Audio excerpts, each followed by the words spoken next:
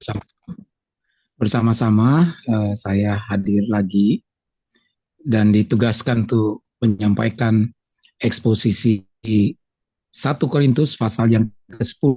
Eksposisi 1 Korintus pasal yang ke-10. Kita mengerti ya bahwa kalau kita berbicara tentang eksposisi ini memang pengajaran yang berat, cukup dalam, dengan catatan atau pengertian saya adalah kita sudah membaca seluruh ayat dari 1 Korintus pasal yang ke-13. Sehingga dengan demikian kita akan bisa memahami dengan jelas ayat-ayat ini, barangkali ada juga analisa teks, konteks, dan sebagainya, sehingga kita bisa mengekspos kebenaran-kebenaran, atau karena ini surat Korintus ditulis oleh Paulus, maka kita dapat memahami maksud Paulus menulis surat ini, poin-poin penting, tujuan-tujuan Paulus menulis surat ini, dan menangkapnya atau mendapatkannya dengan detail, dengan jelas, dan tidak keliru.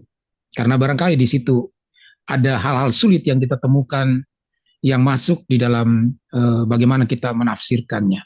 Karena itu kita akan seharusnya kita membaca ayat-ayat ini, tapi untuk mempersingkat waktu, saya langsung masukkan ayat-ayat itu kepada poin-poin yang akan saya terangkan kepada kita. Nah, ini surat 1 Korintus, jadi Paulus menulis 2 surat kepada jemaat Korintus, 1 Korintus dan 2 Korintus.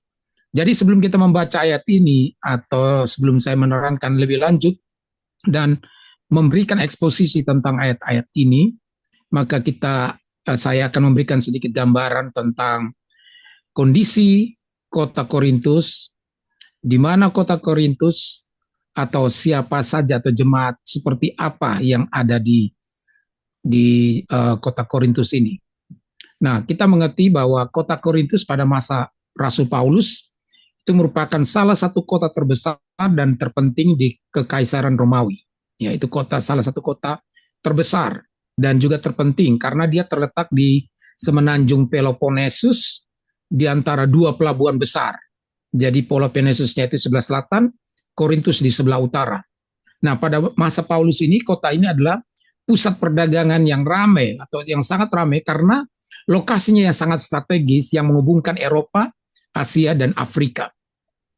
Nah, Korintus memiliki populasi yang beragam, terdiri dari orang-orang Yunani, Romawi, dan berbagai bangsa-bangsa lainnya.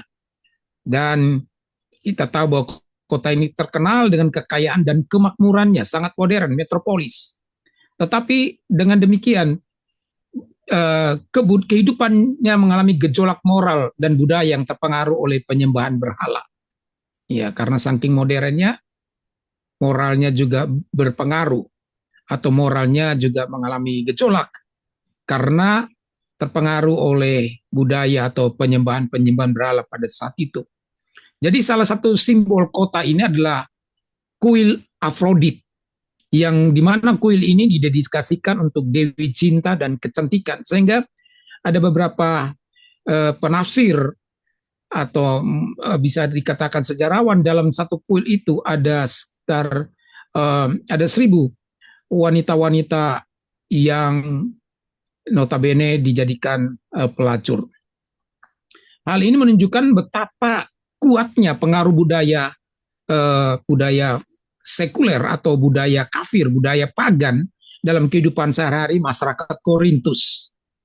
Nah, ketika Rasul Paulus datang ke Korintus sekitar tahun 50 Masehi, dia menemukan bahwa kota ini penuh dengan kebiasaan-kebiasaan yang bertentangan dengan ajaran Kristus.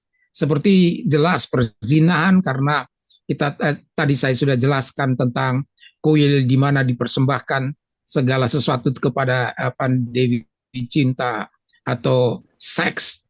Jadi di sini Paulus menemukan kegiatan-kegiatan atau kehidupan-kehidupan perzinahan, prostitusi, dan tentunya penyembahan berhala itu sendiri. Walaupun demikian, Paulus berhasil mendirikan gereja di sana atau jemaat di sana, yang kemudian menjadi salah satu gereja yang sangat penting dalam perkembangan awal kekristenan. Jadi dia, seperti saya bilang tadi, dia menulis dua surat kepada jemaat Korintus, yaitu 1 Korintus dan 2 Korintus, yang dimana surat-suratnya itu memberikan petunjuk dan nasihat mengenai berbagai masalah-masalah moral, juga teologis dan hal-hal yang spiritual lainnya. Jadi secara keseluruhan, Korintus pada masa Paulus adalah sebuah kota yang sangat makmur, tetapi terjebak dalam moralitas yang kacau, yang rusak, dan praktek keagamaan yang menyimpang, yaitu penyembahan berhala. Namun, gereja yang dibentuk di sana atau jemaat yang didirikan di sana menjadi saksi penyebaran Injil di tengah-tengah lingkungan yang penuh dengan tantangan tersebut. Di sini kita melihat gambaran bahwa jemaat di Korintus pada Rasul Paulus itu, catatan yang penting yang kita harus ketahui, bahwa jemaat di Korintus pada masa Rasul Paulus itu terdiri dari berbagai latar belakang, termasuk orang Yahudi dan non-Yahudi, atau yang disebut Gentile, ya. Orang-orang yang bukan Yahudi, non-Yahudi, ada orang Yunani, ada orang-orang atau dari suku bangsa yang lain. Paulus sendiri kita tahu adalah seorang Yahudi. Dan ketika ia pertama kali datang ke Korintus, ia mulai berkhotbah kepada orang Yahudi di sana. Tetapi pada awalnya ia berkhotbah di rumah ibadah, ya, sinagog, dan berbicara tentang Yesus sebagai Mesias yang dijanjikan di dalam kitab suci Yahudi itu. Tetapi banyak orang Yahudi di Korintus yang menolak pengajaran atau ajaran Paulus. Dan setelah beberapa waktu, akhirnya Paulus beralih untuk berkhotbah kepada orang-orang yang non-Yahudi, orang-orang yang disebut Gentile itu. Dalam dalam surat 1 Korintus, Paulus mengingatkan jemaat untuk apa? Yang dari latar belakang yang berbeda tadi, bahwa banyak di antara mereka adalah orang-orang yang kalau kita lihat ya di situ, pada awalnya dianggap tidak layak dalam pandangan dunia. Itu berarti seperti orang miskin, budak, atau mereka yang dianggap berdosa oleh masyarakat. Tetapi yang dikatakan dalam 1 Korintus pasal 1, kalau kita bisa lihat ayat 26 sampai 31, tetapi orang-orang seperti itu dipanggil Allah untuk menjadi bagian dari gereja Kristus, dari gereja Kristus. Jadi dengan demikian kita akan mengerti bahwa ketika Paulus menulis surat ini, surat 1 Korintus ini kepada jemaat di Korintus, dia tidak berbicara kepada orang-orang Yahudi saja atau mereka atau jemaat yang beragama latar belakang Yahudi, tetapi juga orang-orang yang bukan Yahudi, non-Yahudi. Mari kita lihat ya, sebenarnya sangat bagus sekali. Saya berharap, jadi pengertian saya adalah Bapak Ibu, saudara-saudara yang mengikuti acara ini sudah membaca satu pasal dari satu buku ini, 1 Korintus, satu pasal dari 1 Korintus pasal yang ke-10, sehingga dengan demikian akan mempermudah kita untuk memahami segala yang dituliskan oleh Paulus di dalam pasal ini. Tetapi untuk itu saya akan mulai memunculkan ayat-ayat yang saya rasa itu sangat penting bagi kita untuk memahami secara keseluruhan 1 Korintus pasal yang ke-10. Oke. Kita mulai dari ayat yang pertama sebagai ayat pembuka.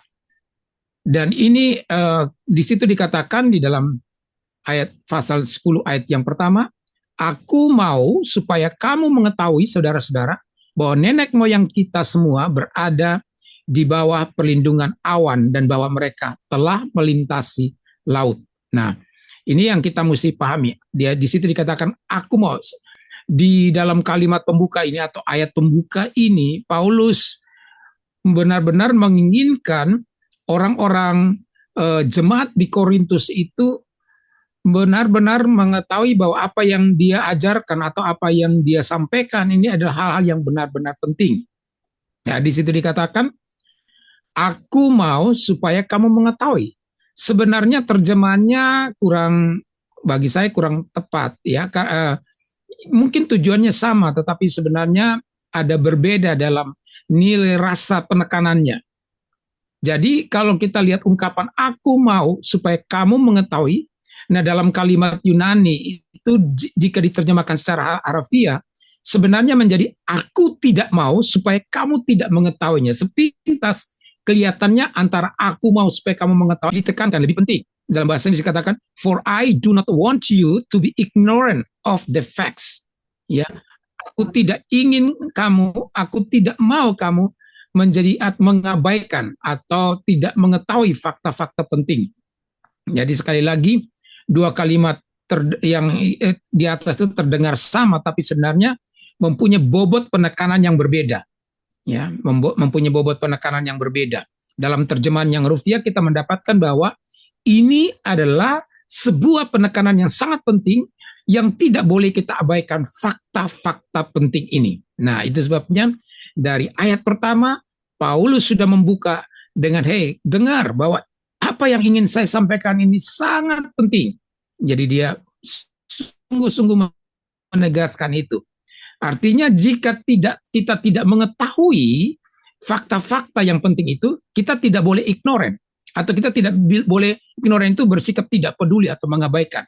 Tetapi kita harus belajar fakta-fakta tersebut. Jadi ini merupakan nasihat, dorongan, atau peringatan dari Paulus kepada jemaat di Korintus. Oke, jangan kamu lupakan fakta-fakta penting yang nanti kita akan uraikan di bawah ini. Tetapi kalau kita tidak tahu fakta-fakta itu, mari kita belajar fakta-fakta tersebut.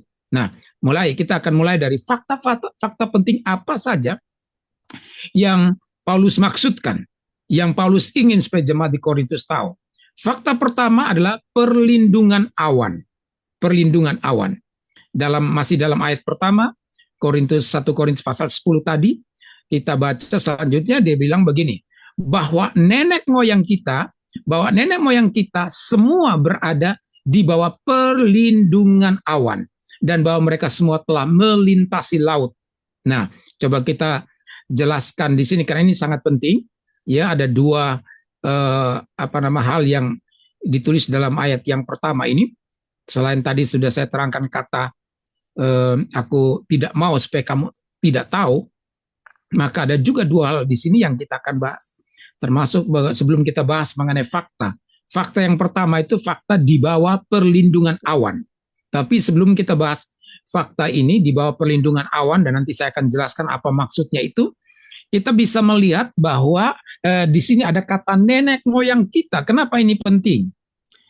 Kenapa ini penting? Bukankah jemaat di Korintus seperti yang tadi saya sudah terangkan di pendahuluan, bahwa itu bukan jemaat yang berlatar belakang Yahudi saja, tetapi jemaat dari non-Yahudi, ada Yunani, ada dari negara-negara, dari suku bangsa yang lain. Tetapi di sini jelas sekali apakah ini memang dengan sengaja Paulus menuliskan bahwa nenek moyang kita. Seharusnya kan dia bilang nenek moyang, kalau itu semua orang Yahudi, dia mestinya bilang nenek moyang kamu. Kalau itu adalah itu adalah gabungan dari berbagai bangsa, mestinya dia tidak berkata nenek moyang kita, tapi harusnya dia bilang nenek moyang mereka. Nah, di sini ada maksudnya. Ini Paulus dengan sengaja menyampaikan hal ini karena dia mau memberikan satu pengertian yang luar biasa. Jadi mengapa disebutkan nenek moyang kita? Nah, kata nenek moyang bahasa Yunani adalah hoi pateres, yang sebenarnya berarti the fathers atau bapak-bapak. Nah, dalam Alkitab kita bisa mendapatkan beberapa kebenaran ini, yaitu misalnya kata anak itu bisa berarti keturunan. Jadi kata anak itu tidak bisa berarti langsung saya anaknya bapak saya, tetapi kata anak itu juga bisa mempunyai berarti keturunan, artinya keturunan dari engkong saya, ya kakek saya yang dulu. Nah, kata memperanakan itu juga bisa berarti menurunkan. Ya, jadi menurunkan itu berarti bisa 3-4 generasi dan selanjutnya. Demikian juga kata bapak, kalau kita temukan di dalam Alkitab, itu bisa berarti nenek moyang, ya. Hoi pateres, ya, nenek moyang. Itu bukan berarti mempunyai hubungan langsung satu generasi saya dengan bapak saya. Nah, supaya saudara bisa lihat bahwa ini bukan pandangan saya sendiri, kita bisa lihat beberapa ayat yang saya sebutkan saja di sini. Matius 1 ayat yang ke-8, 2 Raja-Raja 8 ayat 24, 25, kemudian ayat pasal 11 ayat 2, pasal 14 ayat 1 dan sebagainya. Kita bisa menemukan di situ. Atau contoh yang jelas, kita bisa membaca misalnya dalam 2 Tawarik 28 ayat 1 disebutkan tentang David his father, Daud ayahnya atau Daud bapaknya. Padahal kata ini hanya menunjukkan kepada Ahaz yang bukanlah anak langsung dari itu Daud, tetapi yang disebutkan keturunan Daud. Misalnya Yesus Kristus anak Daud. Kata anak Daud itu tidak menunjukkan bahwa Daud itu langsung dari Daud langsung mempunyai anak yang namanya Yesus Kristus. Tetapi kalau disebut anak Daud itu berarti konsepnya punya pengertian keturunan Daud. Sampai di sini saya rasa kita mengerti untuk kita bisa mengartikan nanti bahwa Paulus ingin beritahu kepada orang-orang yang non-Yahudi itu di kota Korintus yang metropolis dan multicultural itu, bahwa walaupun engkau bukan orang Yahudi tetapi engkau adalah keturunan dari Daud, keturunan secara rohani. Sehingga apa yang dijanjikan Tuhan kepada bangsa Israel atau bangsa Yahudi itu juga berlaku buat orang-orang yang percaya kepada Yesus Kristus. Bahwa dia sebagai keturunan atau bisa saja kita katakan keturunan Abraham, keturunan yang diberkati oleh Tuhan. Nah, oke, jadi di sini dengan kita sudah mendapatkan gambaran kenapa kata nenek moyang kita, bukan nenek moyang kamu. Di situ disebutkan, ini untuk melibatkan orang-orang yang bukan berbangsa Yahudi tadi, yang berada dalam jemaat itu, bahwa ayat ini juga adalah untuk kamu, berkat ini adalah untuk kamu, nasihat ini adalah untuk kamu. Peristiwa-peristiwa yang terjadi yang Paulus ambil gambaran yang terjadi di perjanjian lama untuk menjelaskan dalam perjanjian baru ini adalah berhubungan dengan orang-orang, bukan saja orang-orang Yahudi, tapi orang-orang yang non-Yahudi. Itu berarti hari ini itu termasuk buat kita juga. Nah, kita lihat di sini sekarang baru kita melihat fakta yang pertama di bawah perlindungan awan. Terjemahan Alkitab yang kita baca tadi, di situ di sini juga ada masalah penafsiran. Karena teks Yunani hanya disebutkan berada di bawah awan, itu teks aslinya. Tetapi kenapa di dalam terjemahan yang kita baca di sini disebut di bawah perlindungan awan, ya. Dalam bahasa Inggris sebenarnya under the cloud.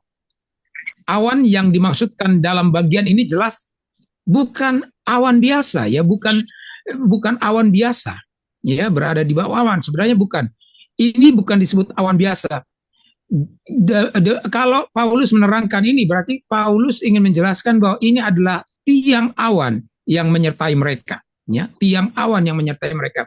Jadi beda, ya, awan yang di atas kepala kita dan tiang awan yang diberikan Tuhan menjadi tuntunan kepada bangsa Israel ketika mereka berada di padang gurun, dalam perjalanan mereka menuju kepada tanah perjanjian Kanaan. Itu bisa kita bacakan dalam Keluaran pasal 13 ayat 21, kemudian pasal yang kedua ayat yang ke-22, pasal 14, pasal 33. Tapi sekarang kita lihat masalahnya, kalau disebut tiang awan tiang awan itu kan tidak pernah di atas mereka, bukan? Tiang awan itu, jadi kenapa di sini dikatakan di bawah awan? Masalah di sini kita harus menjelaskan bahwa tiang awan tidak pernah di atas mereka. Tiang awan beda dengan awan yang biasa yang menghasilkan hujan. Ini tiang awan yang diberikan Tuhan untuk menuntun bangsa Israel. Tiang awan itu selalu terletak di depan mereka. Itu kalau kita menemukan dalam Keluaran pasal 13:21, atau ketika mereka melintasi Laut Teberau, tiang awan itu berada di belakang mereka. Itu Keluaran 14 ayat 19. Jadi dengan demikian bagaimana kita menjelaskan ini, atau bagaimana Paulus bisa mengatakan mereka berada di bawah awan? Nah, untuk hal ini kita harus memahami fungsi dari tiang awan yang diberikan Tuhan itu. Ada dua fungsi, bukan? Pertama tadi sudah saya sebutkan sebagai tuntunan dalam perjalanan, ya, Keluaran pasal 13 tadi. Tapi yang kedua adalah perlindungan dari terik matahari, ya. Mazmur 105 ayat 39 dijelaskan di situ. Jadi ada dua fungsi double di sini. Tuntunan dalam perjalanan dan memberikan perlindungan dari terik matahari. Karena itu dalam hal ini Paulus mengambil fungsi yang terakhir ini. Jadi dia memberikan, disitulah dia memberikan gambaran seolah bangsa Israel berada di bawah awan, sehingga kita tidak salah mengartikan apa yang dimaksudkan oleh Paulus. Sebab kalau kita memegang secara menurut terjemahan bahasa Indonesia tadi, kita menganggap bahwa yang dimaksudkan awan itu awan di atas kita, padahal sebenarnya enggak. Karena Paulus sedang berbicara tentang peristiwa-peristiwa yang terjadi ketika bangsa Israel dibawa Tuhan keluar dari perbudakan tanah Mesir menuju tanah perjanjian. Dan yang kita lihat di situ, yang kalau berbicara tentang awan, tidak dimaksudkan awan yang di atas, tetapi awan yang disebut dengan tiang awan yang menuntun bangsa Israel ini. Nah, nanti di sini kita akan bisa menjelaskan pada bagian-bagian yang berikutnya. Nah, fakta yang kedua, ya, fakta yang pertama selain mereka berada di bawah, tanda kutip tadi, berada di bawah awan tadi, atau lebih tepat berada dalam tuntunan awan tadi. Fakta yang kedua adalah mereka melintasi laut. Ini sangat penting bagi saya untuk kita memahami bahwa inilah karya Tuhan, pertolongan Tuhan, mujizat Tuhan, kebaikan Tuhan yang bisa memberikan, membawa bangsa Israel keluar dari tanah perbudakan menuju pada tanah perjanjian, dan dia benar-benar bertanggung jawab dalam perjalanan itu, sehingga pada waktu bangsa Israel mengalami persoalan, di belakang ada orang-orang tentara-tentara ya, Firaun mengejar mereka, tetapi di depan mereka ada laut. Namun di sini kita melihat bahwa Allah yang memanggil mereka menuju kepada tanah yang dia janjikan, Allah yang menyuruh mereka adalah Allah yang benar-benar bertanggung jawab, tidak berkata, waduh, terus Tuhan bilang, waduh, keliru saya, kenapa saya harus bawa kalian ke sini? Wah, udah, sekarang coba kalian selamatkan diri saja. Tidak demikian. Dia Allah yang ketika dia berjanji, ketika dia memberikan perintah, ketika dia berbicara kepada saudara untuk melakukan sesuatu, dalam kita, pada saat kita menghadapi segala konsekuensi kehidupan, tujuan, perjalanan, struggle dalam kehidupan kita, karena dia yang berjanji, dia yang suruh, maka dia adalah Allah yang bertanggung jawab. Itu sebabnya fakta yang kedua ini penting, melintasi laut. Itu masih ayat yang pertama tadi kita sudah baca kan. Jadi di bawah awan, atau lebih tepatnya dituntun awan, kemudian yang kedua melintasi laut. Peristiwa ini kita bisa lihat merujuk ke peristiwa ini berbicara tentang kejadian spektakuler yang sangat mengerikan di Laut Teberau tadi, ya, ketika orang-orang atau bangsa Israel itu menghadapi tekanan dari belakang, tetapi di depan mereka harus menghadapi laut yang bisa membuat mereka tenggelam dan mati di sana. Tetapi Tuhan memberikan pertolongan. Fakta yang ketiga di situ dikatakan menjadi pengikut Musa. Ya, itu kita lihat, coba kita lihat di dalam, sebentar saya lihat ayatnya, kita lihat di dalam ayat yang kedua. Ya, kita masuk ayat yang kedua sekarang. Untuk menjadi pengikut Musa, mereka semua telah dibaptis dalam awan dan dalam laut. Itu yang tadi saya katakan, saya akan menerangkan lebih jauh lagi tentang sebutan dalam ayat pertama tentang awan dan laut. Jadi untuk menjadi pengikut Musa, mereka semua dibaptis dalam awan dan dalam laut. Nah, ini kan susah kita mengerti.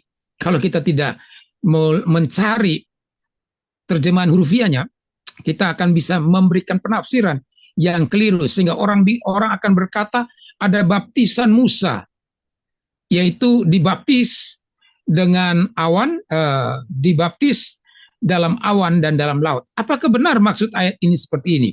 Untuk menjadi pengikut Musa, mereka semua dibaptis dalam awan dan dalam laut. Nah, coba kita perhatikan baik-baik di sini bahwa sebenarnya ayat ini, ya, kalau kita mengkaji, memang fakta yang ketiga menjadi pengikut Musa. Dan di situ dikatakan untuk menjadi pengikut Musa, mereka semua telah dibaptis dalam awan dan dalam laut. Jadi jangan sampai kita keliru lalu kita mengatakan di sini ada baptisan awan, baptisan laut, sama seperti kita bicara baptisan air dan baptisan lain. Lalu kita bilang, oh, ini ada baptisan Musa yang disebut sini baptisan awan baptisan awan dan dalam laut. Artinya kalau mau jadi pengikut Musa, kalau kita mengartikan ayat ini secara hurufiah dengan terjemahan yang sebenarnya tidak terlalu akurat atau kurang tepat, maka kita akan mengambil kesimpulan bahwa untuk menjadi Musa kita harus dibaptis dalam awan dan dalam laut, atau bukan kita, tapi mereka yang menjadi pengikut Musa harus dibaptis, telah dibaptis dalam awan dan dalam laut. Nah, mari kita lihat terjemahannya, ya. Jadi ini ada masalah penerjemahan. Dalam Alkitab NIV, ya, bahasa Inggris dikatakan they were all baptized into Moses in the cloud and in the sea. Jadi dikatakan, tidak dikatakan to follow Moses, mengikuti Musa, maka mereka dibaptis. Tidak, tapi they were all baptized in Moses, in the cloud, and in the sea. Jadi terjemahan lurus-lurusnya hurufiahnya seperti begini. Mereka semua dibaptis ke dalam Musa, dalam awan dan dalam laut. Jadi bukan dibaptis dengan awan dan laut, tapi they were all baptized into Moses in the cloud and in the sea. Jadi di sini dalam kalimat Yunani ini tidak ada kata untuk menjadi pengikut, benar kan? Kalau kita lihat dalam bahasa Inggrisnya atau kalau kita lihat teks aslinya, tidak ada dikatakan situ to be the follower of Moses, tapi dikatakan they were all baptized into Moses. Jadi mereka dibaptis ke dalam Musa. Teks asli di sini berbunyi demikian dan tidak disebutkan tidak disebutkan untuk menjadi pengikut. Teks aslinya hanya berbunyi dan mereka semua dibaptis ke dalam Musa, dalam awan dan dalam laut. Itu kalau kita terjemahkan secara harfiah. Nah, apakah maksud dibaptis ke dalam Musa? Bukankah kita menemukan di dalam Alkitab, kalau kita membaca kitab Keluaran, saudara-saudaraku, tentang perjalanan orang Israel dari Mesir menuju ke Kanaan di bawah pimpinan Musa, bukankah kita tidak menemukan di situ bahwa selama mereka melakukan perjalanan padang gurun, itu tidak ada cerita apapun, tidak ada ayat apapun yang berbicara bahwa Musa membaptis mereka, ya kan? Jadi harus ada ayat yang mendukung. Ketika Paulus berbicara tentang ini, dia tidak berbicara bahwa itu di situ bahwa Musa tidak membaptis mereka, tidak pernah ada cerita bahwa Musa membaptis mereka. Jadi apa maksudnya ini? Ya, apa maksudnya ini? Kata baptisan ini menunjukkan kepada kita beberapa hal, paling tidak dua hal di sini. Ya. Kata baptisan itu misalnya tentang pemberian air kepada seseorang dalam suatu upacara agama. Tapi hal yang kedua itu juga artinya penyerahan. Jadi maksud dari pelaksanaan pemberian air ini, baptisan ini adalah yang perlu kita catat baik-baik, penyerahan seseorang ke bawah pimpinan orang yang lain agar orang tersebut mengikuti atau mentaati orang itu. Ya jelas ya di sini kita akan bisa mengerti maksud dibaptis dibaptis ke dalam Musa di dalam awan dan air tadi. Nah, di sini dikatakan dan saya lihat tentu hal kedua inilah yang dimaksudkan oleh Paulus, penyerahan seseorang ke bawah otoritas orang yang lain agar orang tersebut mengikuti atau mentaati mereka. Jadi Paulus sedang menceritakan peristiwa Perjanjian Lama menggunakan ungkapan di Perjanjian Baru. Saya ulangi, Paulus sedang menggambarkan, melukiskan peristiwa yang terjadi di Perjanjian Lama menggunakan ungkapan di Perjanjian Baru. Nah, karena sebagaimana saudara, Bapak Ibu, semua orang yang percaya di Perjanjian Baru dibaptis ke dalam Yesus. Demikian pula orang percaya di Perjanjian Lama dibaptis ke dalam Musa. Jadi, mengapa di sini Yesus dibandingkan dengan Musa?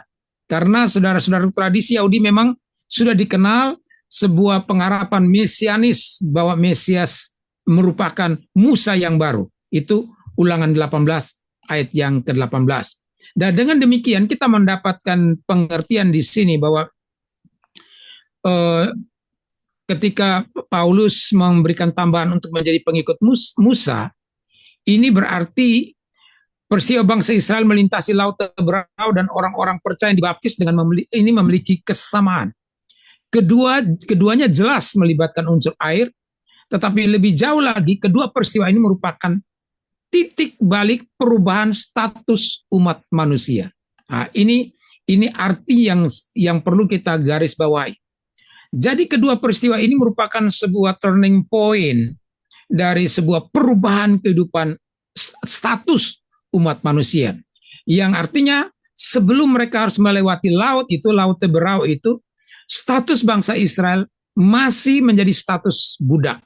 Tetapi setelah mereka baru menjadi umat Tuhan dalam arti sesungguhnya, setelah mereka menjadi umat Tuhan, setelah melewati saudara-saudaraku, mereka itu menjadi umat Allah yang sesungguhnya.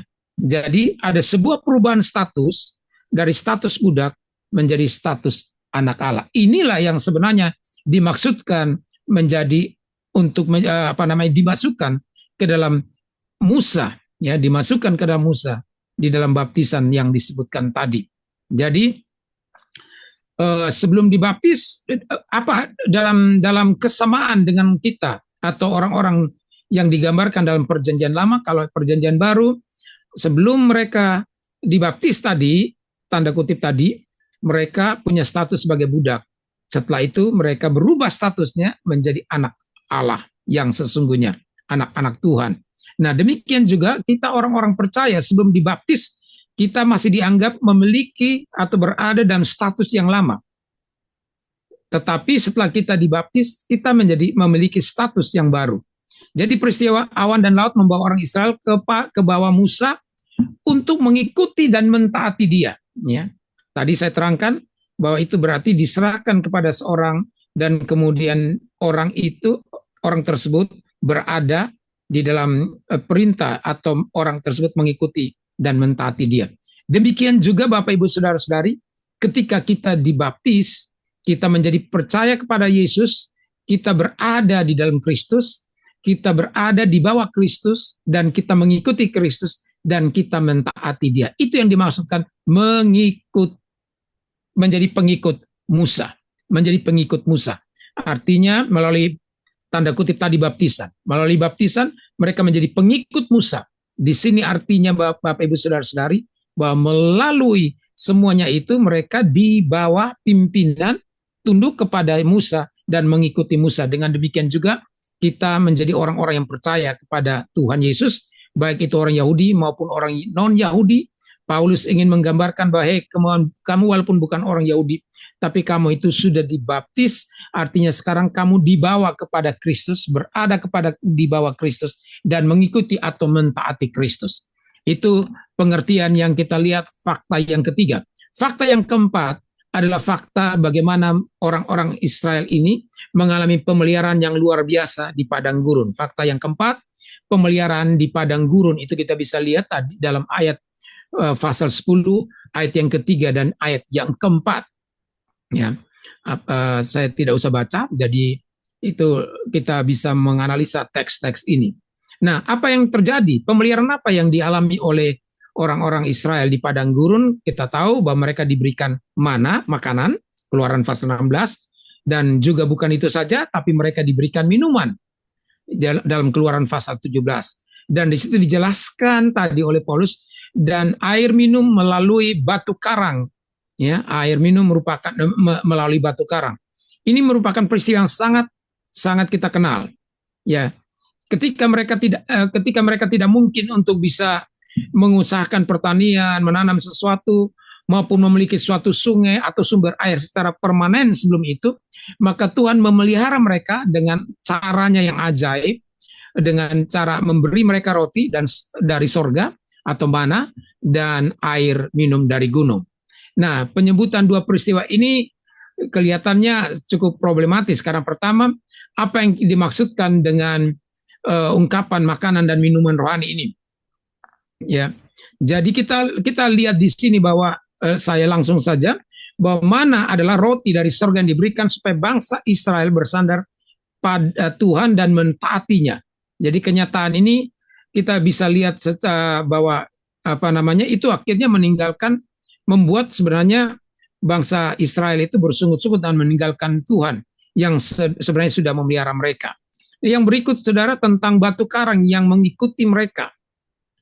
Nah, beberapa penafsir mempunyai kepercayaan, jadi mengadopsi tradisi Yahudi atau legenda di Yahudi, kata batu karang yang mengikuti mereka. Atau mungkin sebaiknya kita lihat ya, kita baca dulu ayat ini ya, ayat yang ketiga dan yang keempat. Mereka ini yang diberikan Tuhan, perlindungan yang diberikan Tuhan pada ayat yang ketiga. Mereka semua makan makanan rohani yang sama, ya, sama. Orang-orang Israel ini sama-sama makan makanan rohani yang sama. Tidak ada yang kelompok A dapat yang lain, kelompok B dapat makanan yang lain. Mereka makan makanan rohani yang sama. Nah, tetapi kemudian ayat yang keempat, dan mereka semua minum minuman rohani yang sama. Sebab mereka minum dari batu karang rohani yang mengikuti mereka, dan batu karang itu ialah Kristus. Nah, yang saya katakan dua hal ini menjadi problematis karena kita tidak bisa menafsirkan bahwa orang-orang pada zaman Musa itu mereka makan makanan rohani.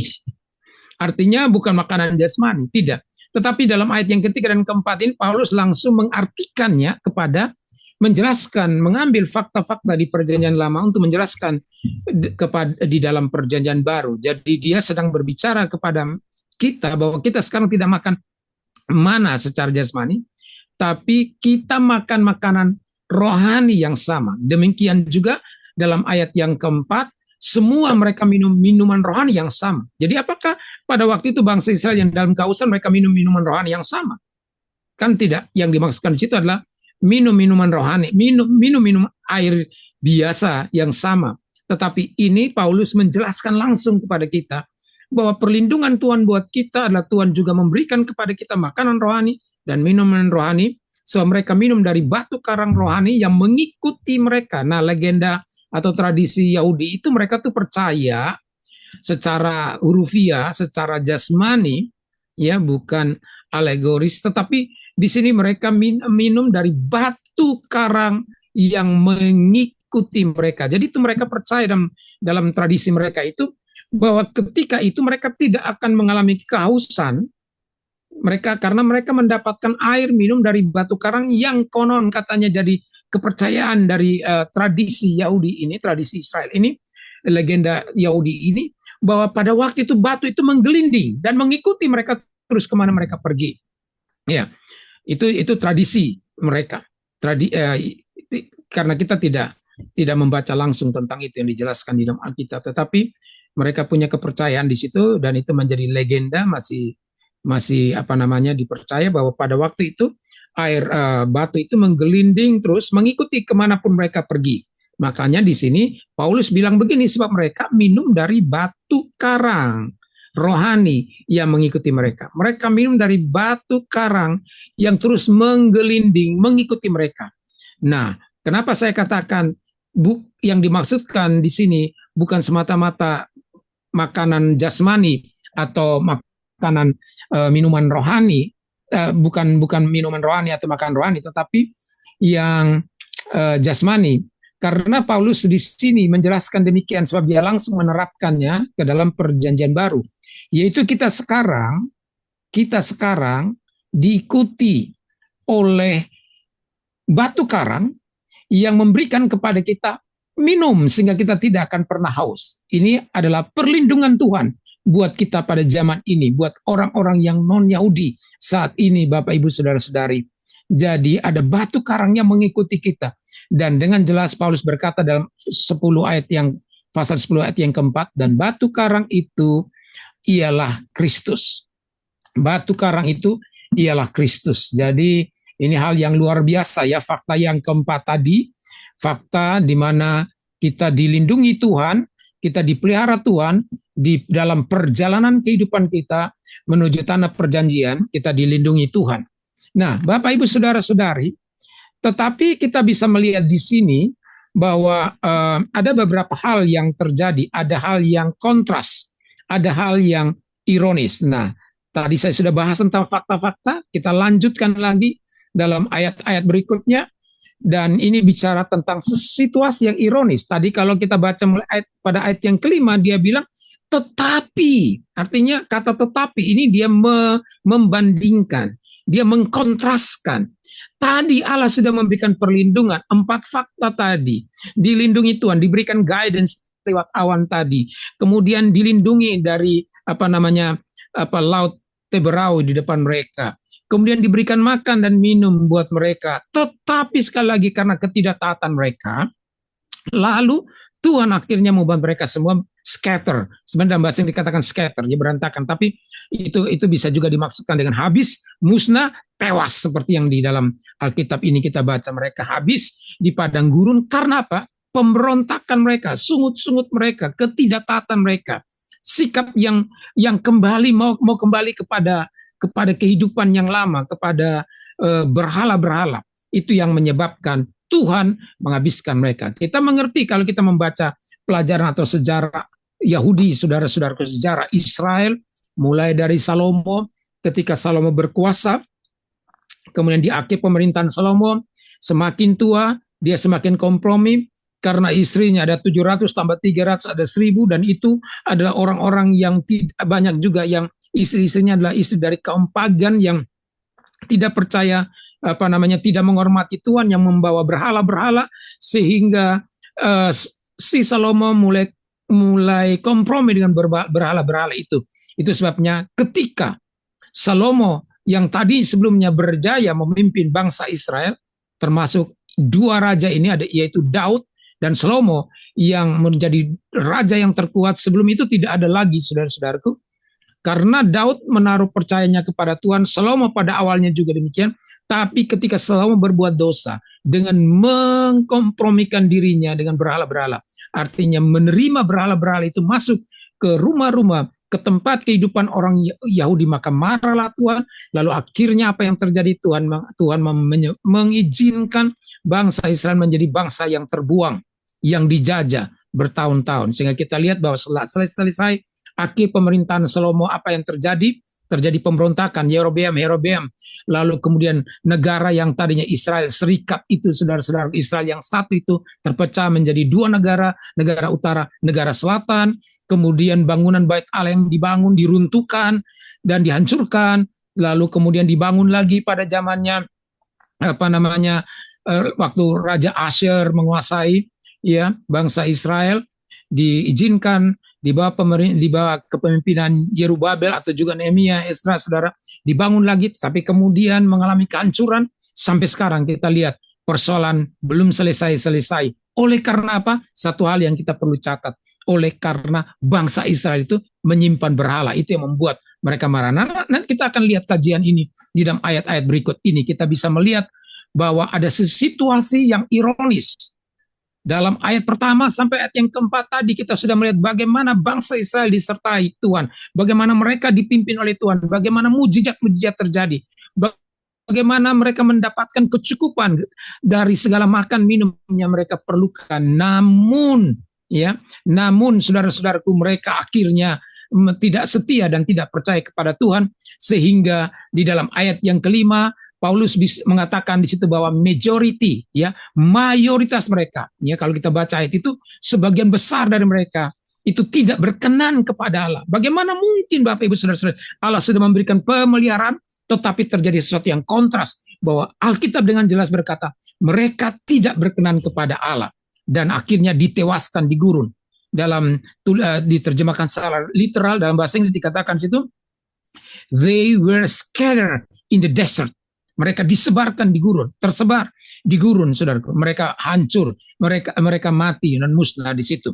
Kecuali orang-orang yang berusia 20 tahun. Jadi sebagian besar mati, tapi sebagian besar diizinkan Tuhan untuk masuk ke tanah Kanaan. Jadi orang-orang yang berusia 20 tahun ke atas, kecuali Kaleb dan Yosua, semua mati di gurun. Ya, Bilangan 14 ayat 29. Di sini kita akan belajar nanti makan makanan rohani yang sama, minum minuman rohani yang sama, tetapi nasibnya bisa berbeda. Kok bisa? Nah, ini kita masuk pada bagian yang sangat penting. Itu yang Paulus bilang pada ayat pertama. Perhatikan, aku tidak mau supaya kamu tidak tahu hal ini. Ini artinya penting. Ini menjadi pelajaran. Lembaga Alkitab Indonesia memberikan topik atau judul dari perikop ini, Israel sebagai peringatan. Jadi kita harus belajar hari ini bahwa ini juga sebagai peringatan bagi kita, bahwa bukan karena kita pernah mengecap kebaikan-kebaikan Tuhan, lalu kemudian kita bisa berhasil mencapai garis akhir. Ya. Jadi kontrasnya adalah di sini kita lihat bahwa walaupun semua orang Israel memiliki pengalaman rohani yang sama, makan makanan rohani yang sama, minum minuman rohani yang sama, tapi sebagian besar, ayat yang kelima, sebagian besar dari mereka justru tidak berhasil mencapai garis akhir. Bapak Ibu Saudara-saudari, demikian juga kita sekarang, kita bisa mendengarkan khotbah yang sama, ke gereja yang sama, mendengarkan khotbah dari pendeta yang sama, menyanyikan lagu-lagu rohani yang sama, tapi pulang dari kebaktian yang lain diberkati, yang lain merasa aku tidak dapat apa-apa, merasa tidak diberkati. Kita hari ini bisa mendengarkan khotbah yang sama, tetapi karena kekerasan hati kita dan sikap tidak mau bertobat, ketegaran hati kita, sehingga akhirnya saya mau bilang begini, bahwa sebagian besar mereka tidak berhasil mencapai garis akhir. Saya berharap kita semua Bapak Ibu Saudara-saudari akan bertemu di sorga, dan kita senang karena hari ini kita berada bersama-sama, dan nanti satu waktu kita senang karena kita bertemu di sana. Tetapi jangan sampai ada sebagian orang justru walaupun dia sudah makan rohani yang sama, minum minuman rohani yang sama, mendengarkan khotbah yang sama hari ini, tetapi tidak berhasil mencapai garis akhir. Jadi dua pengalaman rohani yang luar biasa yang dialami oleh orang bangsa Israel di padang gurun, yaitu bagaimana Tuhan membebaskan mereka dari Mesir, dan Tuhan memberikan kepada mereka perlindungan yang luar biasa atau pemeliharaan yang luar biasa, tetapi sebagian besar tidak mencapai garis akhir. Ini kan konyol Bapak Ibu Saudara-saudari. Pertama, kita sudah ditolong Tuhan, dikeluarkan dari dosa, dari tanda kutip penjajahan atau perbudakan Mesir. Kita sudah diselamatkan. Tuhan Yesus membawa kita keluar dari perbudakan dosa-dosa kita, masuk kepada tanah perjanjian, untuk bawa kita masuk ke tanah perjanjian, dan Tuhan memberikan garansi, memberikan pemeliharaan. Tetapi sayang sekali Bapak Ibu Saudara-saudari, kita tidak mencapai garis akhir. Jadi hal ini Paulus ingin memberitakan kepada orang-orang jemaat Korintus, Yahudi non Yahudi, bahwa hal ini menjadi suatu peringatan kepada jemaat di Korintus, bahwa sekalipun kita telah memiliki karunia rohani yang hebat atau pengetahuan yang hebat, itu dia bisa kita jelaskan dalam pasal 12 sampai 14, karunia pengetahuan yang hebat, tetapi itu tidak menjamin kesuksesan rohani. Bukan karena kita mengerti banyak ayat firman Tuhan, kemudian itu menjamin kesuksesan rohani. Bukan karena kita punya karunia yang luar biasa, itu menjamin kesuksesan rohani. Nah, ini yang harus kita tandai benar-benar. Ini yang Paulus bilang, aku tidak mau, kamu tidak tahu hal ini. Kamu tidak tahu fakta-fakta ini. Bahwa mereka memiliki pengalaman yang luar biasa dengan Tuhan, tetapi mereka tidak mencapai garis akhir, atau sedikit yang mencapai garis akhir. Allah hanya berkenan kepada Yosua dan Kaleb. Nah, itu sebabnya ada orang bilang, pasal 10 dan pasal 9 tidak berhubungan. Kalau kita lihat hal ini, maka kita mengerti bahwa pada pasal 9 dan pasal 10 ada hubungannya. Karena di akhir dari pasal 9, Paulus sendiri berkata bahwa dia harus mendisiplinkan diri, sehingga supaya pada waktu dia selesai memberitakan Injil, dia tidak mengalami diskualifikasi, dia tidak ditolak. Yaitu pasal 9 ayat 27. Jadi kita bisa lihat dalam ayat yang kelima ini, bahwa orang-orang yang sudah mengalami pengalaman yang luar biasa dengan Tuhan, tetapi akhirnya tewas di padang gurun. Ya, ayat yang kelima, tetapi saya baca, tetapi sungguh pun demikian, Allah tidak berkenan kepada bagian yang terbesar dari mereka. Karena yang boleh masuk, yang usia 20 kan, karena mereka ditewaskan di padang gurun. Jadi Bapak Ibu Saudara-saudari, tujuan dari Paulus ini supaya orang Korintus sadar bahwa kalau orang Israel yang adalah umat Tuhan sama seperti kita, sama seperti mereka, bisa dihukum, maka mereka pun pasti juga bisa dihukum. Jadi dia bilang kepada orang-orang jemaat Korintus, kalau yang umat Tuhan di padang belantara, padang gurun tadi bisa dihukum, maka kita yang disebut tanda kutip saya bisa katakan Israel rohani, itu juga bisa dihukum. Karena itu kita harus benar-benar berusaha keras untuk menguasai diri kita, menjaga diri kita, supaya kita tidak akhirnya ditolak setelah kita memberitakan Injil atau kita menjadi Kristen sekian tahun. Nah, ini peringatan untuk jemaat di Korintus. Yang berikut kita bahas tentang peringatan untuk jemaat di Korintus. Itu mulai lanjut ayat yang ke-6 dan juga pasal 10 ayat yang ke-11. Ayat yang ke-6 dan ayat yang ke-11 dikatakan dua kali di situ. Ayat yang ke-6, ayat yang ke-11. Semuanya ini telah terjadi. Ya, sekarang jelas kita mulai mengerti maksud Paulus menulis surat kepada jemaat Korintus ini. Dia bilang begini, semuanya ini telah terjadi. Semuanya itu apa? Yaitu orang-orang yang tadi mengecap karunia-karunia Roh Kudus, mengecap perlindungan Tuhan, mengalami pertolongan Tuhan, ditolong Tuhan keluar dari Mesir, tetapi akhirnya mereka musnah sebagian besar di padang belantara itu, padang gurun itu. Semuanya ini telah terjadi sebagai contoh bagi kita untuk memperingatkan kita. Sekali lagi, semua ini terjadi sebagai contoh bagi kita untuk memperingatkan kita. supaya ada beberapa hal. Apa yang dilakukan oleh mereka? Mulai kita lihat ayat demi ayat ini. Ayat yang keenam, ya. Yang pertama, janganlah supaya apa? Supaya kita diingatkan supaya satu, jangan kita menginginkan hal-hal yang jahat seperti yang telah mereka perbuat. Ya, ayat 6 ya. Jangan kita menginginkan hal-hal yang jahat seperti yang telah mereka perbuat. Apa yang dimaksudkan hal-hal yang jahat? Ini menunjukkan pada peristiwa yang terjadi dalam Bilangan 11 ayat yang keempat, di mana mereka menghina mana yang diberikan oleh Tuhan dan mereka menginginkan daging seperti di Mesir. Nah, ini hati-hati Bapak Ibu Saudara-saudari. Allah sudah memberkati bangsa Israel, tapi mereka kurang menghargai mana. Dan di dalam Bilangan 11 ayat yang keempat kita bisa lihat di situ bahwa mereka kurang menghargai, atau dengan kata yang lebih jelas lagi atau lebih keras lagi, mereka sebenarnya menghina mana yang diberikan Tuhan, dan mereka malah menginginkan daging seperti di Mesir. Sudah ditolong Tuhan, ngomel. Lalu mereka bilang, kami menginginkan daging seperti di Mesir. Ini yang disebutkan, ini yang dimaksudkan dengan menginginkan hal-hal yang jahat seperti yang telah mereka perbuat. Ya, hal ini mengajarkan kepada kita untuk kita merendahkan hati kita dan mensyukuri, menghargai pemberian Tuhan, dan menginginkan daripada kita menginginkan kita jangan sampai merendahkan, kita jangan sampai merendahkan pemberian Tuhan, tapi kita menghargainya. Jangan sampai kita merendahkan pemberian Tuhan dengan menginginkan sesuatu yang lain. Apa sih? Artinya kita kurang menghargai berkat Tuhan. Kita kurang menghargai karunia-karunia yang Tuhan berikan kepada kita. Lalu malah kita menginginkan sesuatu yang lain setelah kita bertobat, setelah kita percaya kepada Tuhan. Jadi perhatikan bahwa ayat yang ke-6 ini mengatakan, ini yang disebut dengan keinginan mereka itu disebut adalah jahat.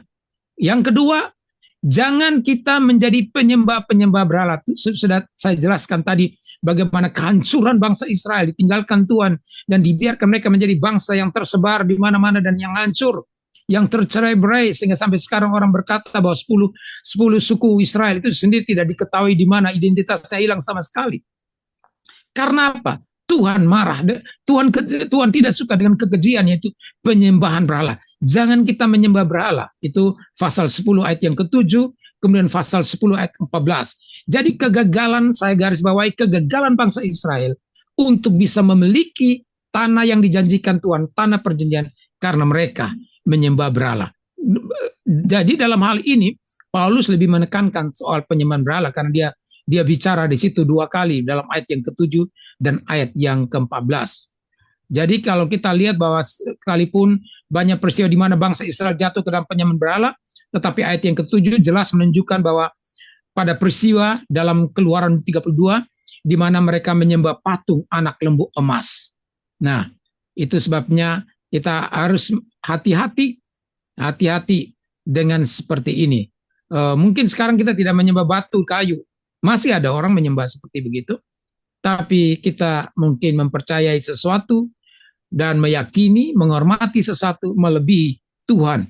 Nah, itu artinya itu penyembahan berhala modern. Yang ketiga, peringatan yang ketiga, janganlah kita melakukan percabulan. Nah, Paulus dengan jelas berkata seperti itu sebagaimana introduksi saya tadi pertama, bahwa kota Korintus itu sedemikian modern dan metropolisnya sehingga akhirnya mereka terjebak di dalam kegiatan-kegiatan moral yang menghancurkan, khususnya kepada perzinahan, prostitusi, dan percabulan. Makanya bagian yang part 3 ini Paulus bilang janganlah kita melakukan percabulan. Itu ayat yang ke-10, pasal 10 ayat yang ke-8. Janganlah kita melakukan percabulan seperti yang dilakukan oleh beberapa orang dari mereka, sehingga pada satu hari telah tewas 23 orang, ya. Oke, ini untuk pengetahuan kita saja, saudara-saudaraku, supaya kita mengerti bahwa jangan sampai kita akhirnya kok terjadi perbedaan di dalam jumlah yang disebutkan dalam Alkitab. Nah, di sini dalam ayat yang ke-8 dikatakan sehingga pada satu hari telah tewas 23.000 orang. Peristiwa ini menunjuk kepada apa? Sekali lagi kita lihat ayat pendukungnya. Itu terjadi di dalam Bilangan pasal 25 ayat 1 dan sampai ke 9, maaf. Bilangan 25 ayat 1 sampai dengan ayat yang ke-9, di mana bangsa Israel berzina dengan perempuan-perempuan Moab. Ya, ini yang diambil oleh Paulus. Sekali lagi saya tadi terangkan, Paulus mengambil peristiwa perjanjian lama untuk menjelaskan dalam perjanjian baru. Dan itu sebabnya dia Dia seorang ahli kitab yang luar biasa, jadi dia tahu persis. Jadi ini menunjukkan peristiwa yang terjadi di dalam kitab Bilangan, di mana bangsa Israel berzina dengan perempuan-perempuan Moab tadi. Nah, tetapi dalam ayat yang ke-8 dikatakan di situ 23 ribu orang tewas. Sedangkan di dalam Bilangan pasal 25 ayat yang ke-9 dikatakan 24 ribu orang yang tewas. Nah, apa maksudnya ini? Di sini artinya begini Bapak Ibu Saudara-saudari, bilangan yang sebenarnya adalah antara 23 ribu dan 24 ribu. Musa membulatkan ke atas, sedangkan Paulus membulatkan ke bawah. Ya. Paulus bilang 23 ribu, dia bulatkan ke bawah, Musa membulatkan ke atas. Karena itu tidak persis 24 ribu, pasti ada 24 ribu lewat 24.300 atau 24.400, tetapi ini pengharmonisasian, jadi jumlah itu dibulatkan. Paulus bulatkan ke bawah, sedangkan di dalam Bilangan pasal 25 dibulatkan ke atas. Tetapi yang penting di sini Bapak Ibu Saudara-saudari, peringatan tentang perzinaan, percabulan. Ada hamba Tuhan yang sudah melayani Tuhan, yang sudah beribadah, tetapi dia hidup di dalam percabulan, perzinaan, perselingkuhan, yang sekarang hari-hari ini kita dengar. Hati-hati, waspada Bapak Ibu Saudara-saudari. Mereka tidak menghargai mimbar. Mereka berkhotbah tetapi mereka sedang berada di dalam dosa, perzinaan, dan mereka menipu jemaat Tuhan dengan kata-kata yang manis tapi kehidupan mereka tidak berkenan di hadapan Tuhan. Nah, itu sebabnya yang tadi saya katakan, seorang penafsir mengatakan bahwa setiap kuil tadi yang saya sebutkan tadi dalam bagian pertama di Korintus itu, setiap kuil itu menyediakan 1.000 orang pelacur. Jadi dengan mudah orang yang tidak kuat imannya, yang tinggal pada zaman itu di kota yang begitu modern, kota yang begitu maju, kaya, makmur, itu bisa saja imannya tergoda dan mengalami kehancuran. Dan yang keempat itu sebabnya di sini dikatakan, janganlah kita mencobai Tuhan seperti yang dilakukan oleh beberapa orang dari mereka sehingga mereka mati di pagut ular. Itu punya hubungan dengan Bilangan 21 ayat 4 sampai 9. Pada waktu orang-orang Israel itu mencobai Tuhan dengan kemudian mereka akhirnya dipagut mati ular, saudara-saudaraku. Itu ada dalam Bilangan 21 ayat 4. Apa arti mencobai Tuhan? Masa Tuhan bisa dicoba dan dia jatuh karena cobaan kita? Bukan. Tapi yang dimaksudkan ini kita bikin panas hati. Kita bermain-main dengan Tuhan. Kita mempermainkan Tuhan. Atau dengan kata yang lain, kita mencoba kesabaran Tuhan. Makanya kita berkata, janganlah anggap kesempatan bagi Tuhan menjadi kesabaran Tuhan menjadi kesempatan. Gunakanlah kesabaran Tuhan sebagai kesempatanmu untuk bertobat. Jadi kalau Tuhan berikan kepada kita kesempatan, kesabaran, dia masih sabar. Jangan kita sia-siakan. Sebab itu Alkitab berkata Allah tidak membiarkan dirinya dipermainkan. Kalau kita tidak benar-benar bertobat, meninggalkan segala dosa, jangan pikir bahwa Tuhan itu bisa dicobai. Jangan mencobai Tuhan. Satu waktu akan ada batasnya. Bayar, kita pakai kredit card pun ada batasnya. 30 hari, 28 hari, setelah itu kita harus bayar, saudara-saudaraku. Demikian juga ada batas grace period itu, saudara-saudaraku. Ada batasnya. Satu waktu kalau kita tidak bertobat, maka Tuhan akan menegur, akan menghajar kita untuk kita kembali dan balik kepada Tuhan. Yang kelima, janganlah bersungut-sungut. Ya, pada ayat yang ke-10. Janganlah bersungut-sungut seperti yang dilakukan oleh beberapa orang dari mereka sehingga mereka dibinasakan oleh malaikat maut. Bersungut-sungut berarti mengeluh dan dengan ditambah dengan sikap pemberontakan terhadap Tuhan. Bersungut-sungut dan berontak kepada Tuhan. Nah, itu kita bisa melihat peristiwa ini dalam Bilangan 14, Bilangan yang ke-16 dan sebagainya. Kemudian akhirnya mereka dihancurkan oleh malaikat maut atau dalam secara literal dikatakan the destroyer, ya, si penghancur. Jadi ini dianggap menunjuk kepada malaikat yang dipakai Tuhan untuk memberikan hukuman. Saya menemukan ada hamba-hamba Tuhan hebat yang dipakai Tuhan dan dia pikir Tuhan tidak mengetahui perbuatannya, tapi akhirnya pada titik tertentu ada malaikat maut, atau lebih tepatnya secara literal diterjemahkan dari kata the destroyer, si penghancur. Akhirnya hamba-hamba Tuhan yang bermain-main ini, pelayanannya hancur, semuanya hancur, keluarganya hancur, kehidupannya hancur, segala-galanya hancur. Nah, saudara-saudaraku, dalam ayat yang ke-11, tadi kita baca dalam ayat sebelumnya, ya kan? Dalam ayat yang ke-6, saudara-saudaraku, dan itu menjadi satu peringatan, kita diingatkan. Dalam ayat yang ke-11, kita diulangi lagi. Dia bilang di sini dengan hal yang sama, semuanya ini telah menimpa mereka sebagai contoh dan dituliskan untuk menjadi peringatan bagi kita yang hidup pada waktu di mana zaman akhir telah tiba. Jadi ini pengulangan dari ayat sebelumnya ya. Kalau kita lihat itu semuanya ini ya di dalam tampilan di depan kita dikatakan di situ, semuanya ini telah menimpa mereka sebagai contoh dan dituliskan untuk menjadi peringatan bagi kita yang hidup pada waktu di mana zaman akhir telah tiba. Mungkin Ibu bisa naik ke sebelumnya ayat yang ke-6. Ayat yang ke-6 bisa digeser sedikit. Ayat yang ke-6. Nah, semuanya ini telah terjadi sebagai contoh bagi kita untuk memperingatkan kita supaya jangan kita menginginkan hal yang jahat seperti yang telah mereka perbuat. Jadi diulangi dalam ayat yang ke-11. Ini berarti mengenai nasihat di atas, kita tidak boleh lengah. Jangan kita merasa sombong, merasa sudah kuat dan kebal. Sebab tidak seorang pun, coba kita lihat ayat yang ke-11. Ya. Ini peringatan bagi kita ayat 11. Semuanya ini telah menimpa mereka sebagai contoh dan dituliskan untuk menjadi peringatan bagi kita yang hidup pada waktu di mana zaman akhir telah tiba. Dan dilanjutkan dengan ayat 12, sebab itu siapa yang menyangka bahwa ia teguh, hati-hatilah supaya ia jangan jatuh. Jadi ini peringatan tegas bahwa kita tidak boleh lengah karena tidak seorang pun kebal terhadap dosa. Kita ngerti banyak firman bukan berarti kita juga, kalau kita tidak berhati-hati, jangan kita menganggap bahwa kita bisa kebal. Kita harus tetap berhati-hati. Makanya ayat 12 di situ dikatakan, sebab siapa menyangka bahwa ia berdiri teguh, hati-hatilah supaya ia jangan jatuh. Jadi dengan jelas ayat ini memberikan peringatan kepada kita bahwa sehebat apa kemajuan rohani kita, sehebat apa pengetahuan rohani kita, kita harus tetap berhati-hati dan jangan sampai hidup sembrono dan akhirnya jatuh dalam dosa. Nah, ayat yang ke-13 itu sebuah encouragement, sebab Paulus tahu, atau Musa juga tahu, atau Paulus tahu bahwa sangat susah, saudara-saudaraku.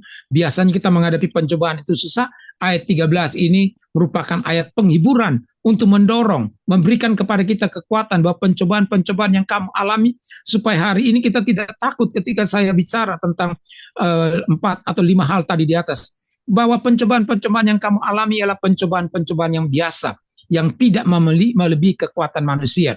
Dan inilah hiburan atau encouragement-nya, sebab Allah setia dan karena itu ia tidak akan membiarkan kamu dicobai melampaui kekuatanmu. Sebab itu pada waktu kamu dicobai, ia akan memberikan kepadamu jalan keluar sehingga kamu dapat menanggungnya. Jadi sebuah kekuatan, dorongan, jangan putus asa. Pada waktu kamu dicobai, Tuhan akan memberikan kepadamu jalan keluar.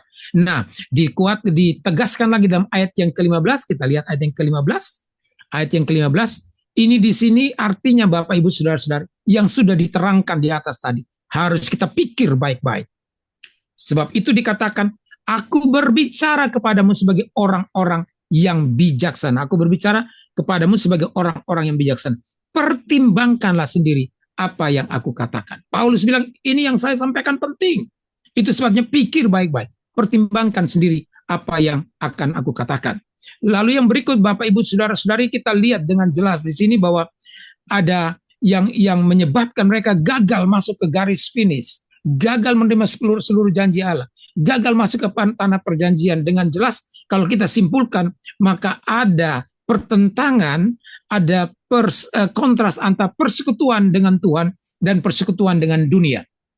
Jadi sebenarnya mulai ayat yang ke-16, ya, ayat yang ke-16 sampai 22, Paulus memberikan sebuah kesimpulan tentang apa yang sudah dijelaskan tadi di atas, yaitu sebuah persekutuan dengan Tuhan melawan persekutuan dengan dunia.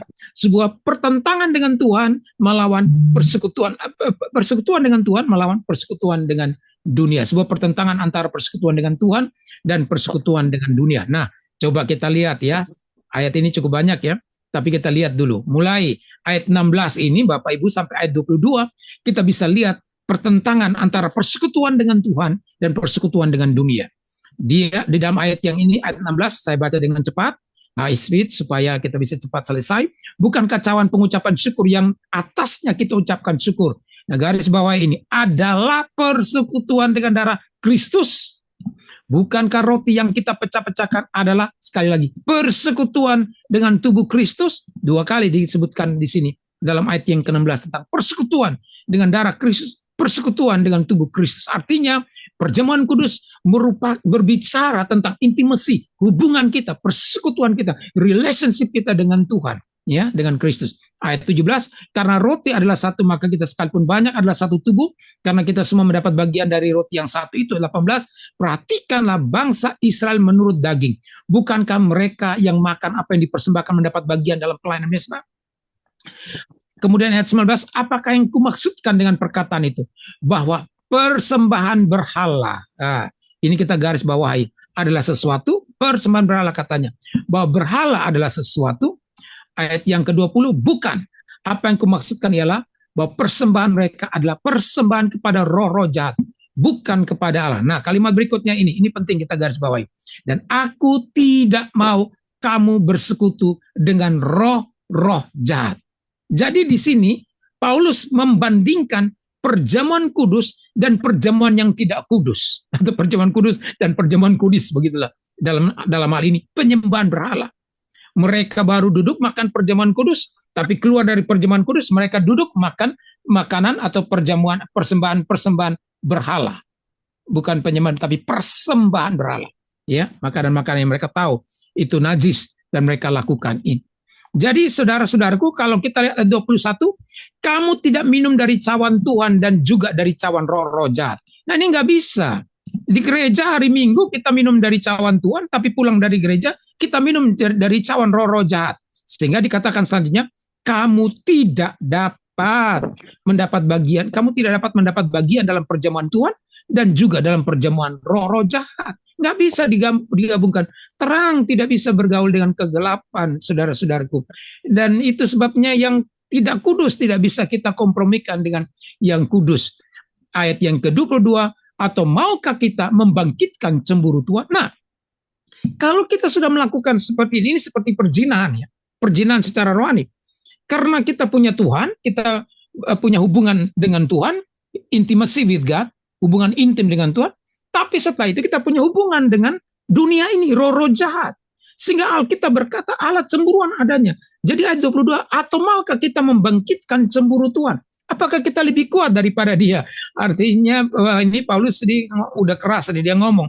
Kamu mau nantang Tuhan ya? Gitu loh. Apakah kita ini lebih kuat daripada dia? Sehingga kita pikir nggak apa-apa melukai hati Tuhan, mencemburui, membuat dia cemburu. Nggak apa-apa, saudara-saudaraku. Ya, sekali lagi saya ulangi, kegagalan bangsa Israel memiliki tanah perjanjian tidak masuk kepada tanah yang dijanjikan karena mereka menyembah berhala, atau yang disebut dengan penyembahan berhala itu sama dengan perzinahan secara rohani. Karena mereka punya Tuhan, mereka berhubungan dengan Tuhan, tapi mereka juga berhubungan dengan hal-hal yang lain. Itu sebabnya dijelaskan dalam ayat yang ke-14, karena itu saudara-saudara yang terkasih, jauhilah penyembahan berhala. Artinya jangan sampai hati kita ini dua hati. Jangan kita sebentar percaya kepada Tuhan, tapi sebentar kita melakukan hal yang tidak benar. Sebentar kita bersama-sama bersekutu dengan Tuhan, tapi sebentar kemudian kita melakukan sesuatu yang melukai hati Tuhan. Sehingga apa yang diterangkan oleh Paulus pada bagian yang terakhir. Bagian yang terakhir saya kasih topik atau subjudulnya, hidup bijaksana. Jangan menjadi batu sandungan. Bagian yang terakhir, hidup bijaksana. Jangan menjadi batu sandungan. Itu ayat yang mulai ayat yang ke-23. Ayat yang ke-23. Ayat yang ke-23 dikatakan begini, segala sesuatu diperbolehkan. Benar, tetapi bukan segala sesuatu berguna. Segala sesuatu diperbolehkan, benar, tapi bukan segala sesuatu membangun. Jangan seorang pun mencari keuntungannya sendiri, tapi hendaklah tiap-tiap orang mencari keuntungan orang-orang lain. Apa maksud ayat ini? Artinya ada orang bilang begini, dia bilang hidup orang Kristen terserah saya mau ini, mau mabuk-mabukan, mau merokok, mau segala macam terserah saya. Kan itu tidak ditulis dalam Alkitab dan segala macam. Tapi coba kita lihat di sini dikatakan segala sesuatu diperbolehkan, benar, tapi bukan segala sesuatu berguna. Segala sesuatu diperbolehkan, benar, tapi bukan segala sesuatu membangun. Apakah yang kita lakukan itu memuliakan Tuhan dan itu membangun tubuh yang sehat, membangun kehidupan yang sehat? Ayat yang ke-24, jangan seorang pun mencari keuntungan sendiri. Ini maksudnya begini, ini artinya sangat selfish. Terserah saya dong, saya mau lakukan ini, saya mau makan ini, saya mau mabuk, saya mau itu, segala macam terserah saya dong. Tetapi sebagai orang Kristen yang sudah ditebus dengan darah Yesus, kita masuk pada level yang berikut di sini. Tetapi hendaklah tiap-tiap orang mencari keuntungan orang lain. Maksudnya apa? Keuntungan orang lain. Nah, nanti baru bisa diterangkan dengan jelas.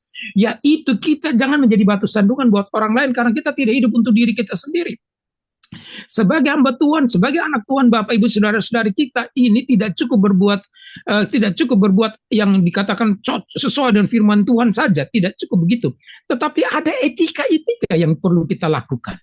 Kita bilang itu kan nggak terlalu, ini kan nggak apa-apa bagi Tuhan kan saya oke. Tidak, Tuhan bilang di sini jangan mencari keuntungan sendiri, jangan selfish.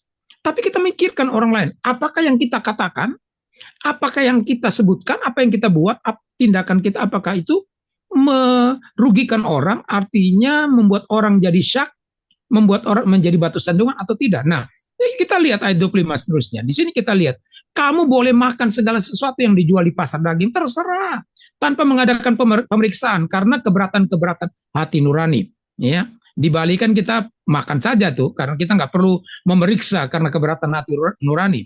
Jadi kita pergi ke pasar, beli aja. Karena bumi serta segalanya adalah milik Tuhan. Kalau kamu diundang makan oleh seseorang yang tidak percaya, dan undangan itu kamu terima, makanlah apa saja yang dihidangkan kepadamu tanpa mengadakan pemeriksaan karena keberatan-keberatan hati nurani. Tapi ayat yang ke-28 ada kata, tetapi kalau seorang berkata kepadamu, itu persembahan berhala, janganlah kamu memakannya. Jadi jangan bilang, terserah saya. Itu yang tadi disebutkan mementingkan diri sendiri tadi. Terserah saya kok. Tidak. Dikatakan tetapi kalau seorang berkata kepadamu itu persembahan berhala, janganlah engkau memakannya, karena dia yang mengatakan hal itu kepadamu dan karena keberatan-keberatan hati nurani. Artinya kita harus melihat kepentingan orang lain juga. Sehingga disinilah kita lihat ayat yang ke-29, dinaikkan dulu ke atas ayat 29, yang kumaksudkan adalah dengan keberatan-keberatan, bukanlah keberatan-keberatan hati nuranimu sendiri, tapi keberatan-keberatan hati nurani orang lain itu. Ya, contohnya misalnya, saya tahu Bapak Ibu Saudara-saudari, misalnya saya punya istri, tapi saya pergi berdua, konseling berdua dengan istri orang lain. Saya nggak buat apa-apa. Ya betul. Tetapi kita harus memperhatikan ada keberatan-keberatan hati nurani orang lain, di mana itu bisa menjadi celah untuk orang berkata, ada apa orang ini? Kenapa dia melakukan seperti itu? Dan akhirnya kita mulai digosip dengan hal-hal yang tidak benar. Karena kita terlalu selfish. Yang penting aku nggak buat apa-apa. Iya, tetapi di sini yang kumaksudkan keberatan-keberatan bukan hati nuranimu sendiri, tapi keberatan hati nurani orang lain. Mungkin ada orang yang berkata, mengapa kebebasanku harus ditentukan oleh keberatan hati nurani orang lain? Ya kan? Nah, kalau kita bicara seperti ini berarti kita orang selfish yang mementingkan diri sendiri. Tapi biarlah kita mementingkan ke orang-orang lain juga. Ayat yang ke-30, kalau aku mengucap syukur atas apa yang aku turut memakannya, mengapa orang berkata jahat tentang aku karena makanan yang atasnya aku mengucap syukur? Ini pembelaan orang-orang yang tadi tidak setuju dengan segala satu halal, tetapi tidak semuanya berguna. Dia bilang, kalau aku mengucap syukur atas apa yang aku turut makan, kenapa orang mau sewot, kenapa orang mau marah? Lalu aku menjawab, ya, ayat 31, aku menjawab, jika engkau makan atau jika engkau minum, atau jika engkau melakukan sesuatu yang lain, termasuk di sini apa? Sesuatu yang lain termasuk di sini apa? Berkata-kata, bertindak, dan segala sesuatu yang lain. Lakukanlah itu, garis bawahi, lakukanlah semuanya itu untuk kemuliaan Allah. Apakah apa yang saya katakan, apa yang saya makan, apa yang saya minum, apa yang saya perbuat untuk melakukan kehendak Allah? Karena ketika kita sudah dibebaskan Tuhan, maka tujuan utama, the purpose of my life adalah to glorify God. Tujuan dari hidupku adalah memuliakan Tuhan. Itu kemuliaan Tuhan.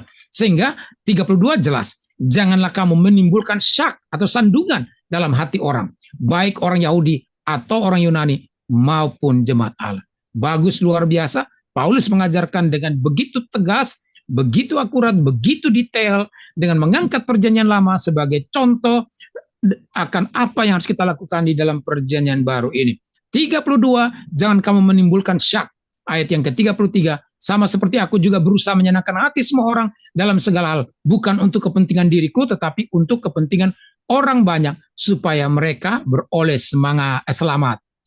Nah, Bapak Ibu Saudara-saudari, garis bawahi kata supaya mereka beroleh selamat. Jadi, kalau saya ngomong sesuatu, saya melakukan sesuatu, saya harus bertanya, apakah yang saya lakukan ini akhirnya membuat orang selamat atau membuat dia mundur dari Tuhan? Ya.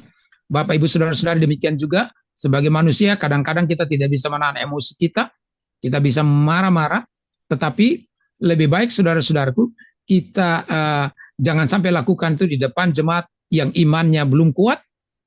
Sehingga karena begini, kalau kita berbuat salah, Bapak Ibu Saudara-saudari, kita datang di hadapan Tuhan bisa selesai. Tapi kalau jemaat yang sudah melihat seperti itu menjadi batu sandungan dan mundur, itu susah untuk bawa mereka kembali lagi. Nah, demikianlah Bapak Ibu Saudara-saudari, saya sudah bilang bahwa untuk berbicara tentang eksposisi itu itu pasti membutuhkan waktu yang cukup banyak sehingga kita bisa mendapatkan gambaran yang komplit. Dan saya berdoa supaya apa yang saya terangkan ini bisa menjadi berkat buat kita semua. Sekali lagi, Israel sebagai peringatan, jangan sampai kita melakukan kesalahan yang sama seperti yang dilakukan oleh orang Israel, sehingga sebagian besar dari mereka mengalami scatter, berantakan, hancur hidup mereka. Tuhan ingin memberkati kita. Tuhan ingin membawa kita masuk ke tujuan sampai ke garis finish. Ayo jalan strong, finishing strong, ya. Kita akhiri segala sesuatu dengan tetap kuat di dalam Tuhan. Tuhan Yesus memberkati kita. Tutup dalam doa, Pastor. Amin. Thank you. Tuhan Yesus memberkati. Ya, saya berdoa ya, begitu ya Bu ya. Ya benar, Pastor. Oke, mari kita berdoa. Bapa di sorga, kami sudah mendengarkan penjelasan eksposisi 1 Korintus pasal yang ke-10 dengan detail, melihat gambaran-gambaran dilakukan yang diangkat oleh Paulus dalam konteks perjanjian lama untuk dijelaskan dalam perjanjian baru. Tolong kami Tuhan, supaya kami berhati-hati, berjaga-jaga, supaya kami tidak jatuh dalam dosa, sehingga perjalanan kami bisa sampai kepada garis finish, supaya kami berakhir dengan baik, kami berakhir dengan tetap kuat di dalam Tuhan. Tidak memulai sesuatu di dalam daging, tidak memulai sesuatu dalam roh, lalu mengakhirinya dalam daging. Hamba berdoa di dalam nama Yesus Kristus, tidak seorang pun kebal di tempat ini, termasuk hamba-Mu ini. Itu sebabnya penyertaan Tuhan kami butuhkan. Pertolongan Tuhan, kuasa Tuhan menyertai kami, mengingatkan kami, Roh Kudus menuntun kami, supaya kami tetap setia, berjalan bersama-sama dengan Tuhan, dan berakhir tetap di dalam roh, berjalan di dalam kebenaran. Memberkati kami semua Tuhan, dan juga memberkati setiap kebutuhan-kebutuhan kami secara pribadi, dan juga hamba berdoa supaya Engkau menjawab semua pergumulan-pergumulan kami yang ada, yang kami sedang doakan. Dalam nama Tuhan Yesus Kristus, mujizat terjadi. Haleluya, amin. Amin. Thank you. Dan Yesus memberkati. Terima kasih Pastor untuk firman yang sudah Sama-sama Ibu.